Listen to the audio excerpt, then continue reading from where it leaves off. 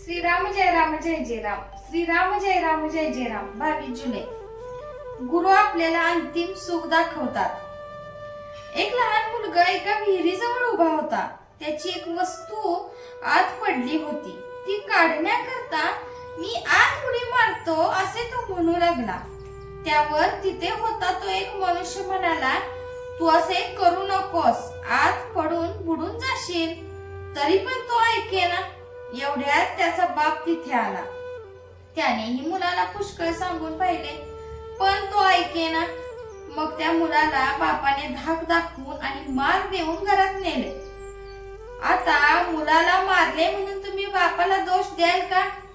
एकुलता एक मुलगा, नवस करून झालेला, त्याला जाऊ दिले असते तर काय झाले असते असे म्हणाल का? नाही ना. तर मग गुरु तरी काय करीत असतो? आपण विषय मागत असतो आणि ते दिले तर आपण त्यात बुडून मरू हे त्याला माहित असते. म्हणूनच तो आपल्याला त्यातून वाचवण्यासाठी 4 गोष्टी सांगून पाहतो.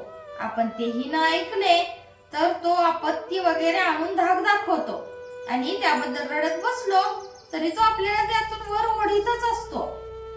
आपण तर चांगले शिकले सवरलेले, त्या मुलाप्रमाणे अज्ञान नसून चांगले वयस्कर, तरी सुद्धा आपल्याला विषयात उडी घ्यावीशी वाटते.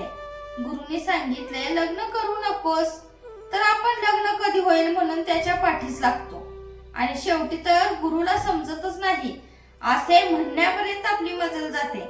सध्या दिसते तेच सुख आपण खरे असे मानित असतो, पण अंतिम सुख काय हे गुरुला कळत असते. म्हणून तो सध्या दिसणाऱ्या सुखापासून आपल्याला परावृत्त करीत असतो. तेव्हा आपण गुरुवचनावर विश्वास ठेवून त्याच्या आज्ञेप्रमाणे वागणे हेच श्रेयस्कर आहे. तो जे साधन सांगेल तेच करीत राहावे, म्हणजे आपल्याला अंतिम सुखाचा लाभ होईल. गुरु आज्ञा करतो म्हणजे काय करतो तर आपले मन जिथे गुंतले असेल तिथून त्याला काढण्याचा तो प्रयत्न करतो. भगवंत भक्ताची संकटे नाहीशी करतो, म्हणजे त्याची प्रापंचिक संकटे दूर करतो असे नाही. ती काय सहज दूर करता येतात, पण भक्ताला समाधानात ठेवून संकटे सहन करण्याची शक्ती भगवंत देतो. भक्ताला तो नेहमी स्मरणात ठेवतो. असे भक्तच संत पदाला पोहोचतात. एखाद्या विद्वान माणसाची विद्वत्ता ओळखायला आपण थोडे तरी विद्वान झाले पाहिजे. त्याचप्रमाणे संत ओळखायला संतांच्या ठिकाणी असणारा गुण थोडा तरी आपल्या ठिकाणी असला पाहिजे.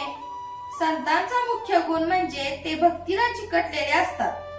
सत्पुरुषांचे बाहेरून वागण्याचे प्रकार त्या देश कालमानाने निरनिराळे असतात, पण आतले भगवंताचे प्रेम मात्र सर्वांचे एकच असते.